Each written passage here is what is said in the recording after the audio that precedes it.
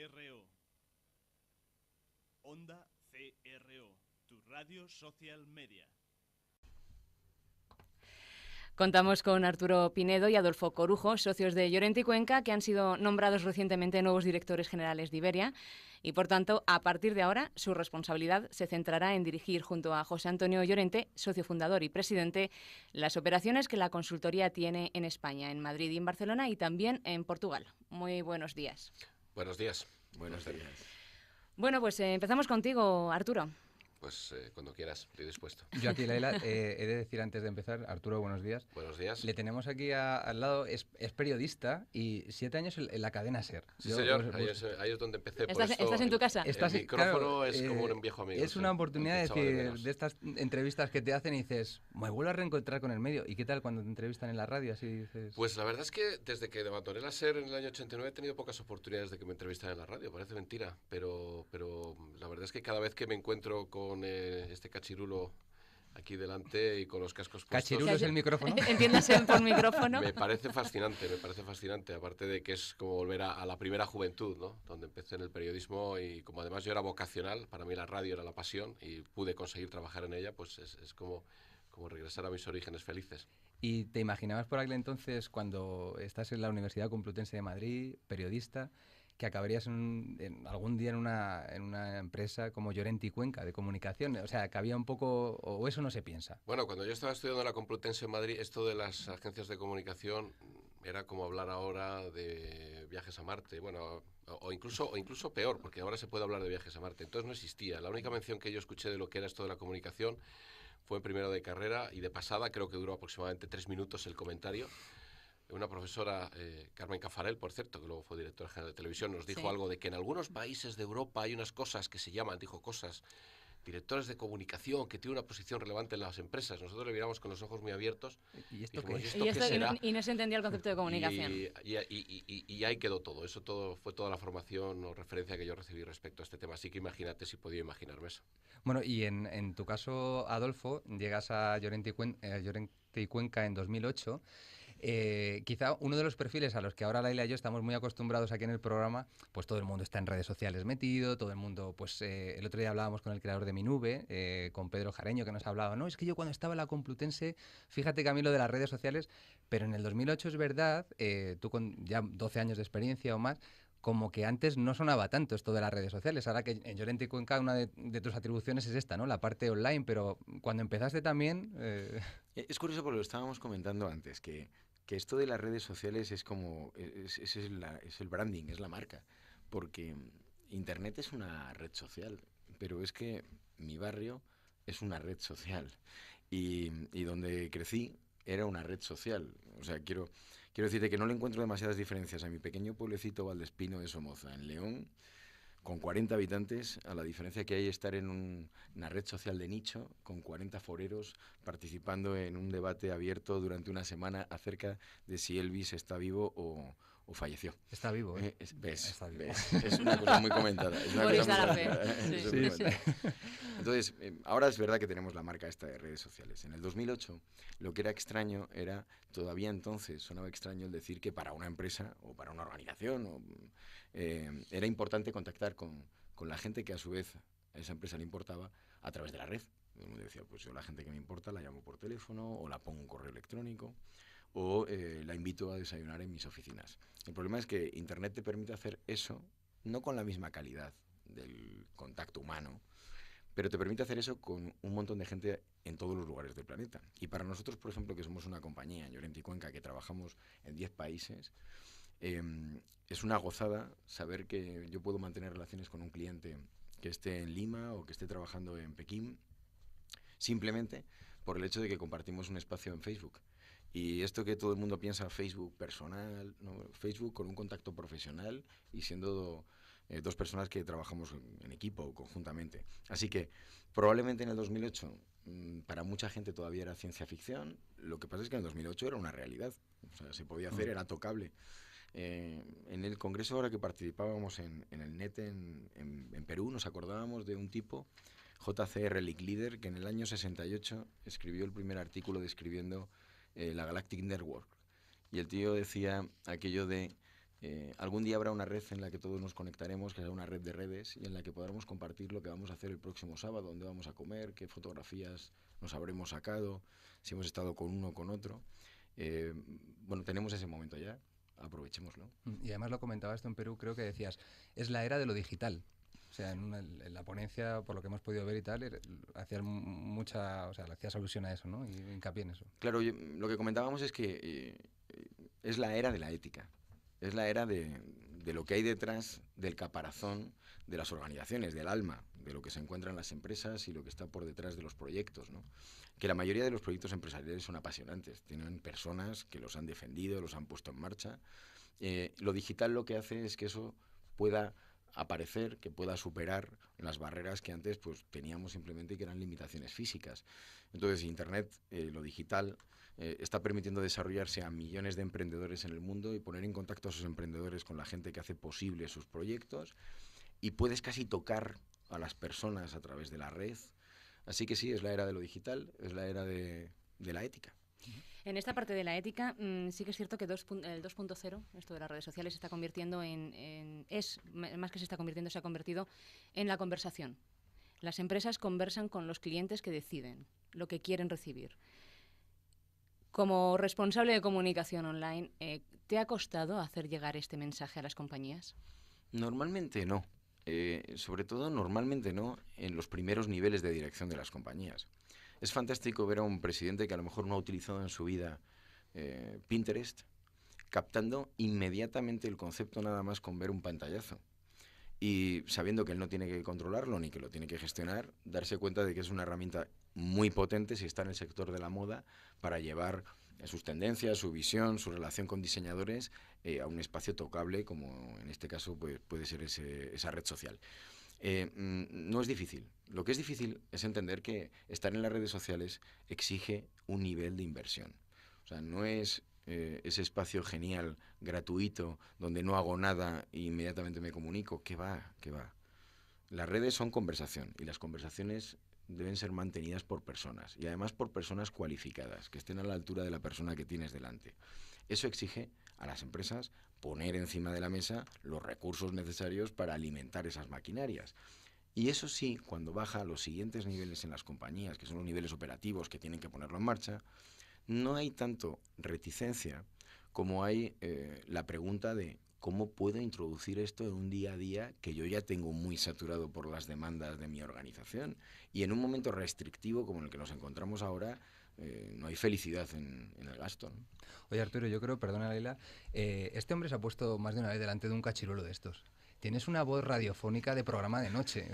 No sé si alguna vez te lo han dicho.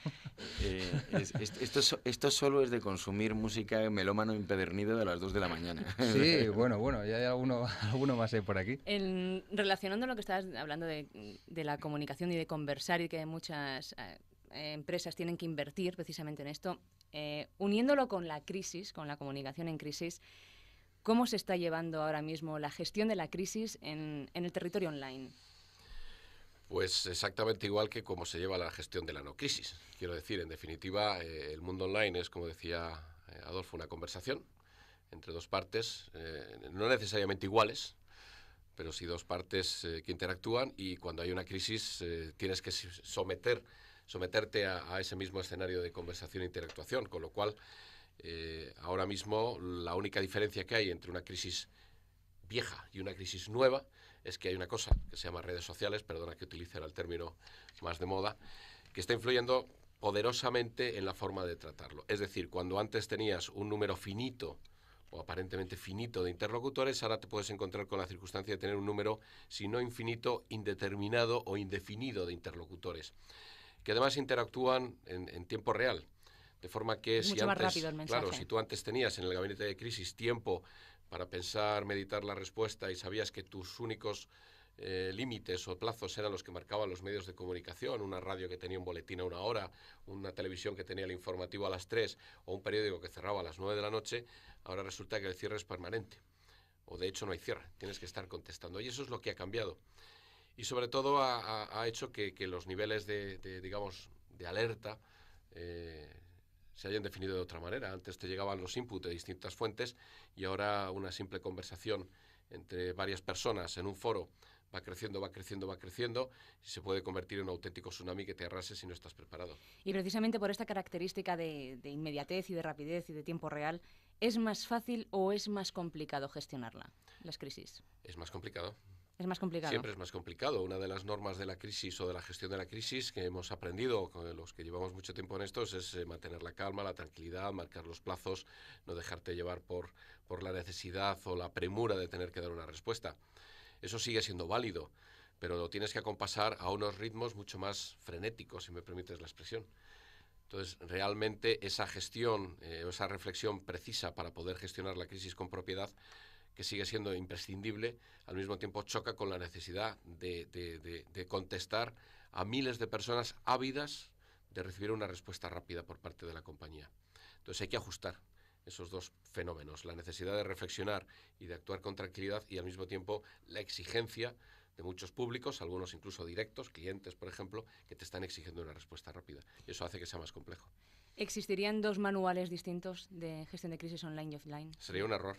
Sería un error. Como es un error considerar la comunicación online por un diferente. lado y la comunicación, vamos a llamarla offline, por otro. Es una, perdona la expresión también, una estupidez, porque todo es comunicación al final.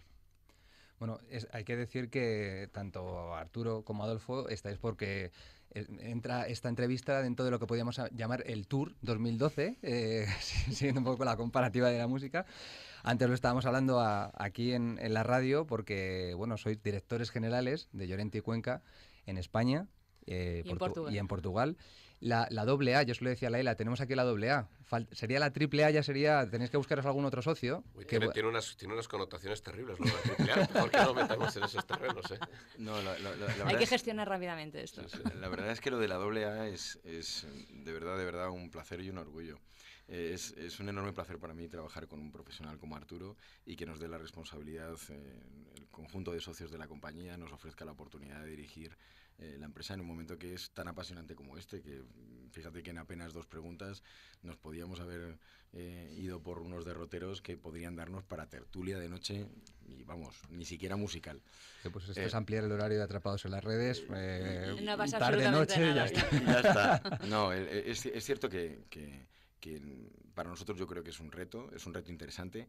Yo creo que viene de un momento en el cual el grupo de profesionales senior que tenemos dentro de la compañía en Iberia es muy importante, tan importante que las necesidades de gestión, coordinación, de trabajo en equipo hacen que sea preciso que aparezcan figuras como la de Arturo y como la mía, y que además tenemos el respaldo de que los colegas profesionales que comparten con nosotros la mesa de dirección en Iberia están totalmente comprometidos en que cada día más se exige que las distintas especialidades de la comunicación, y lo estabais poniendo hace un momento de manifiesto, trabajemos más de la mano y más viendo el problema de una manera integral. Yo a lo mejor no lo hemos encontrado. Sí, en tu caso, Adolfo, adolfocorujo.com, tienes blog, pero Arturo... vamos a ver, Arturo, que si es que no aquí tenemos un problema. Los estereotipos, vamos a ver, el de comunicación online sí tiene blog, Arturo no tiene blog. Igual no lo hemos encontrado. No tengo blog. Pero tienes presencia. Aparte que yo soy muy mayor, y ya, digamos, es broma, me pillas un poco fuera, no es verdad. No, yo no tengo blog y realmente tampoco practico excesivamente el tema del mundo de las redes. Ahora sí, soy un convencido de su importancia y de su necesidad. En el mundo hay mucho tipo de gentes. Hay gentes que no leen, lamentablemente, hay gente que no ve la televisión, hay gente que no consulta el ordenador, hay gente que no hace deporte, hay gente que no, pero no necesariamente todos tenemos que sí. Ahora, eso sí, tenemos que ser todos conscientes de la importancia que tiene. Que yo no tenga blog no significa que no lo conozca. Tengo un maestro que es Adolfo, me enseña muchísimas cosas alrededor de esto. Estoy capaz incluso de hasta convencer a otros de la importancia, pero no, fuera de bromas. La verdad es que creo que las redes sociales son muy importantes, son un vehículo fantástico de comunicación, pero creo que deben responder siempre a la demanda y a la necesidad personal que uno puede tener de usarlas. No hay obligación de usarlas, y en este caso, pues yo en mi vida particular, pues no necesito de las redes para mantener mis relaciones.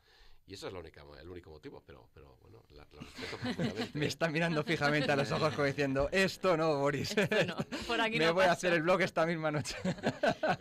No, fíjate que hablábamos la semana pasada o hace 10 días con Luis Truchado, que es un headhunter, sobre todo del sector salud, y que nos hablaba que la importancia de estar en la red a la hora de potenciar tu propia marca personal y de defender tu huella.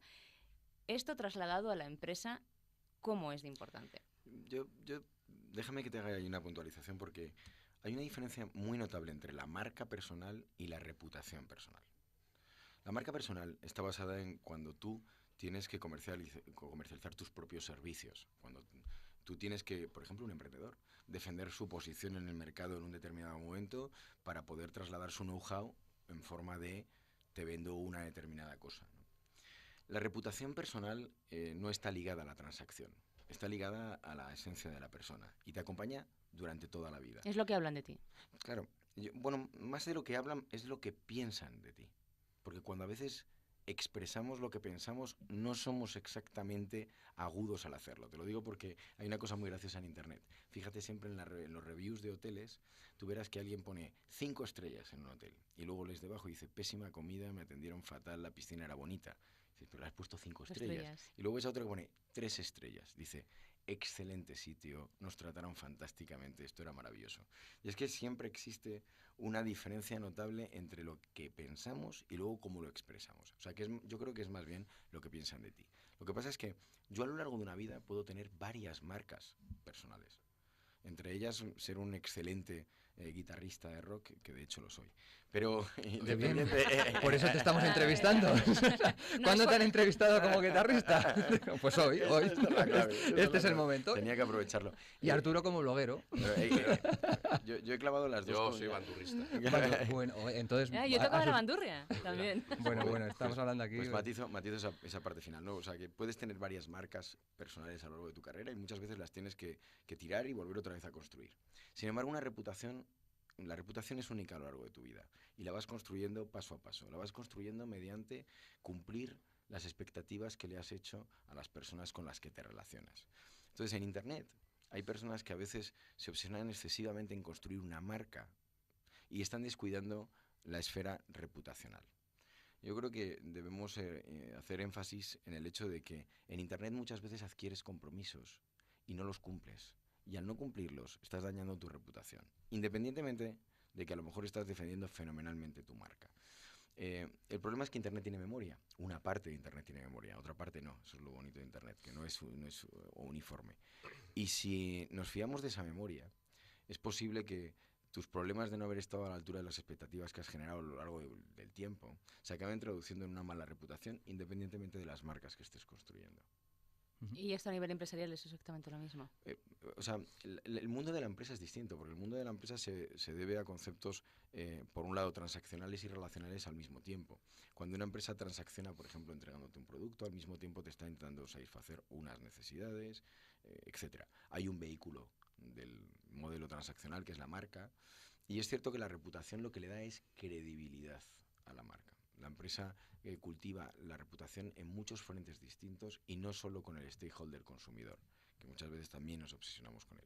Hay otros stakeholders alrededor, tenemos que mantener relaciones con todos a la mismo nivel, a la misma altura de calidad, y con cualquiera de ellos podemos construir ventajas competitivas, ventajas que superen a las de nuestros competidores. Por tanto, las dos esferas están muy ligadas. Y la de los profesionales que trabajamos dentro de las empresas, debemos ser conscientes de que igual que lo somos cuando vamos a un restaurante y nos comportamos de una determinada manera porque estamos con unos clientes, cuando estamos en las redes y estamos con esos clientes, también tenemos que observar cierta etiqueta, cierto protocolo. Si no lo hacemos, podemos estar dañando no solo nuestra imagen, sino la imagen de nuestras compañías.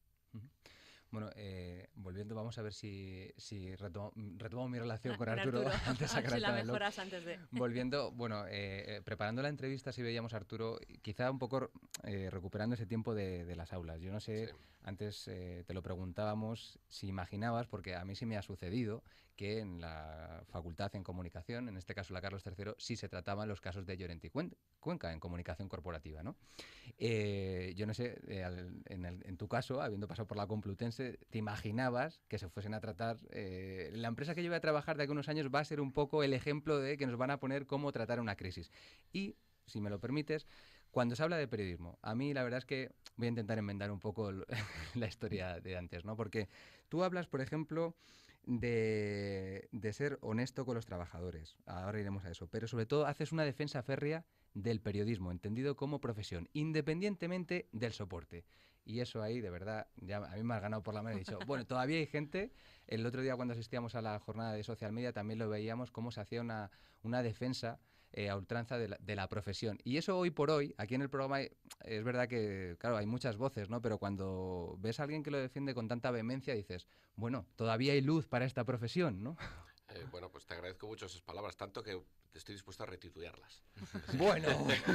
Bueno, no, la verdad es que yo no puedo dejar de defender el periodismo, entre otras cosas, porque el periodismo es mi pasión y es mi vida. Es decir, yo soy periodista vocacional. Bueno, primero quise ser piloto, pero cuando me pusieron las gafas a los 12 años me dijeron que se acabó y entonces decidí pasarme al periodismo activo, que era mucho más divertido. Con lo cual tengo que defenderlo. Pero más allá del sentimiento personal, y es que creo que estamos ahora mismo en una situación, vamos a llamarlo así, crítica. Es decir, no podemos permitirnos en la sociedad que desaparezca la figura del periodista profesional.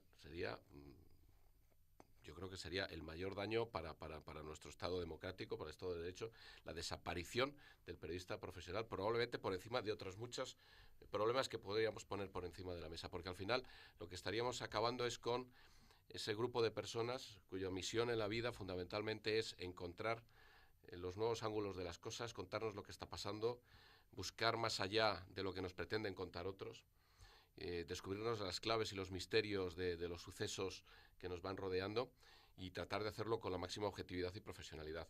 Me da igual que luego lo pongan en un papel, que lo hagan a través de las ondas, a través de las imágenes de televisión o a través de las redes sociales, pero tienen que ser profesionales.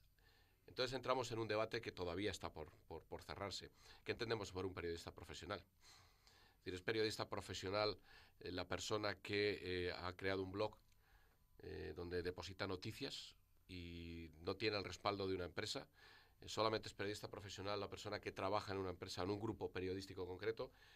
Es un tema complejo. Yo la verdad es que no me atrevería a dar una solución a esta cuestión por una simple razón. Si bien es cierto que el periodista o el que escribe en un blog puede escribir muy bien y puede tomar decisiones muy interesantes respecto a los contenidos, no deja de ser alguien que probablemente no tiene todavía esa responsabilidad que dar figurar en un grupo que tiene que dar la cara ante el público y que tiene unas responsabilidades ante la sociedad. Pero al fin y al cabo se necesita el periodista como el comer. Y esta situación que estamos viviendo ahora me parece que es la más penosa y triste de los últimos 50 años, insisto, no solamente en el terreno profesional, periodístico, cerrado, sino incluso social. Pero lo que estabas comentando a mí me resulta muy interesante. El tema de la crisis de los periodistas, que el periodista es ante todo un profesional, no se debe básicamente y principalmente a que el modelo de... No me refiero al modelo de negocio papel digital, sino al fin y al cabo a los editores, a los que dirigen esas informaciones, les coartan un poco el tipo de libertad a la hora que tienen de informar y de indagar esas informaciones. No, yo no creo que sea eso. Yo creo que aquí hay un problema, el problema del periodismo, al margen de la coyuntura económica, de la caída de la publicidad, que es de lo que viven, es que hace muchos años se decidió que se iba a cambiar lo que era el periodismo en sí mismo, que tenía, o la empresa periodística que tenía una misión que no era meramente vender un producto, que es la noticia, sino que tenía una misión social, una función social que cumplir, por una especie de kiosco en donde lo que se venden son hechos, noticias, y hay que venderlas, y hay que conseguir que te las compren. Y si no vendes, pues tengo que buscarme una fórmula para que alguien pique y pague por ello. Y eso lo que hace es abaratar profundamente el valor de la noticia. Eso, lógicamente, impone a los periodistas una forma de trabajar que muchas veces es contraria a su propia función como profesional. Y al final todo esto redunda en que el interés número uno es conseguir ganar dinero, conseguir beneficios. Si no lo consigo, si no tengo una rentabilidad en la empresa, tengo que reducir gastos. ¿Y cuál es el gasto número uno en una empresa periodística, más allá de la logística, el profesional? Bueno, y algunos calificativos, Arturo, como decía antes, ¿no? ¿Te refieres a la honestidad con los trabajadores con respecto a ellos, en el caso, bueno, pues que se tengan que llevar en esas crisis que comentábamos antes corporativas, o siendo más concretos con temas de ERES, ¿no? Actuar con objetividad, ser honesto y responsable con lo que se está haciendo? A tenor de lo que está sucediendo, ¿se están cumpliendo estos parámetros en los ERES que estamos viendo? Sin poner nombres, si quieres, pero En los ERES de los medios de en comunicación. medios de comunicación. En unos sí, en otros no. Es que esto es como todo en esta vida, ¿no? Es decir, nosotros tenemos un área de especialización que es reestructuraciones, comunicación en reestructuraciones, que yo dirijo con otros compañeros, y atendemos muchos casos de empresas que están sometiendo esas situaciones de reestructuración y les ayudamos en la comunicación. Evidentemente la comunicación no está hecha, en este caso, para que nadie te alabe el gusto y diga, oye, qué bien, mira que nos echan, qué fantástico, qué grande es mi jefe que me ha echado. Eso sería una estupidez. La comunicación está fundamentalmente orientada a conseguir que todo ese proceso, que es muy duro dentro de la empresa, de algún modo dañe lo menos posible la propia estructura y los propios sistemas de convivencia internos que tiene la empresa. Una empresa echa gente, pero sigue trabajando con gente, tiene una continuidad. La gestión de estas situaciones, fundamentalmente, en unas situaciones muy complicadas, como en todos los casos, pasa por la responsabilidad. Y la responsabilidad es fundamentalmente saber que estás tratando con personas, que no son números, que no son tus enemigos, sino que son gente que ha sido tu compañero hasta el día anterior a anunciar el ERE, y que de algún modo lo que tienes que sentir hacia ellos es una empatía, ponerte en su lugar y buscar la mejor manera de llegar a una solución.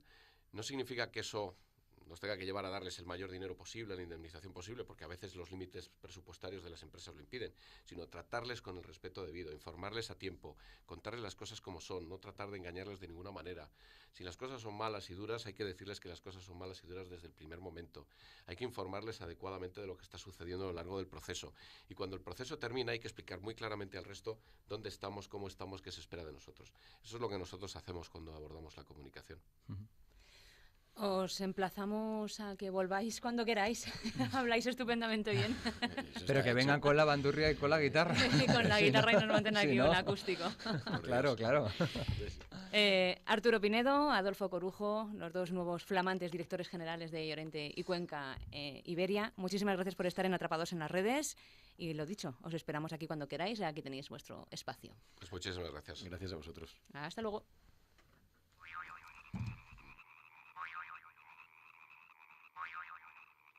Onda CRO, tu radio.